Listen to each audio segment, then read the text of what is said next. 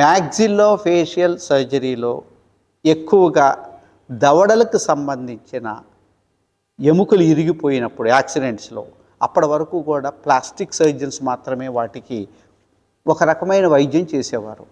మ్యాక్సిల్లో facial సర్జన్గా మేము రావటం మొదలెట్టిన తర్వాత ఆ దవడలు ముఖము ఎన్ని ముక్కలైపోయినా దవడ యొక్క షేప్ మారిపోయినా, ముఖం షేప్ మారిపోయినా వాటిని పూర్వాకృతికి తీసుకొచ్చి ఆపరేషన్ ద్వారా ఇంటర్నల్ ఫిక్సేషన్ టైటానియం ప్లేట్స్ ద్వారా ఫిక్స్ చేయటం అనేది మేము మొట్టమొదటిగా ప్రారంభించాం.